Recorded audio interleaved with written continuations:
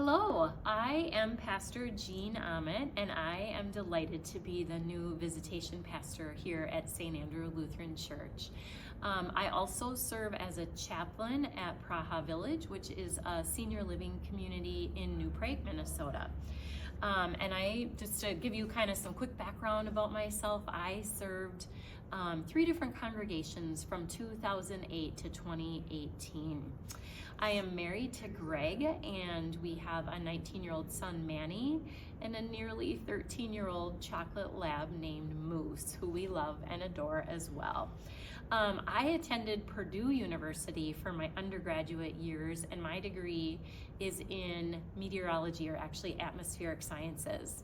So I am kind of a science geek, and even though I never worked in the field of meteorology, I still love to talk about the weather and study the weather. So feel free to ask me anything about the weather. I worked in business for 17 years before becoming a pastor, and when my now husband and I, Greg, were engaged, I said, Greg, I think someday I'm going to work for the church, which was a little surprising because I did not grow up regularly going to church. I grew up in a loving family, but we sometimes went to church, maybe Christmas or Easter, but not even always. And so when I started feeling this call into ministry, I actually said no for 5 years. I already had a master's degree in international business, and I thought, I'm not going back to school. Well, obviously you know how things turned out, because here I am. I did eventually say yes, and I went to seminary, and I still feel called into ministry to this day, and I actually love being a pastor. So that's just a little bit of background about me. Pastor Peter thought it might be good for me to just kind of share an opening devotion with you, so I wanted to do that, and I thought, well, I'm going to give you kind of just a top-level view of my theology. And what I would say, a major belief for me, is that I believe that God is a God of love, and that God desires being in relationship with all people. And being rooted and grounded in love, then we are called or given the opportunity to share God's love in the world. I also think that our faith life is not just about attending worship on Sunday mornings or Wednesday evenings, which those are great, but I feel like there is just so much more to living out our faith in daily life. So what I want to share with you is a reading from Colossians. It's Colossians 3, verses 12 through 14. As God's chosen ones, holy and beloved, clothe yourselves with compassion, kindness, humility, meekness, and patience. Bear with one another, and if anyone has a complaint against another, forgive each other. Just as the Lord has forgiven you, so you must also forgive. Above all, clothe yourselves with love, which binds everything together in perfect harmony. That's the end of the reading. But to me, I shared this with you because this says to me that each and every day is a new opportunity to share God's love and to shine God's light in our world.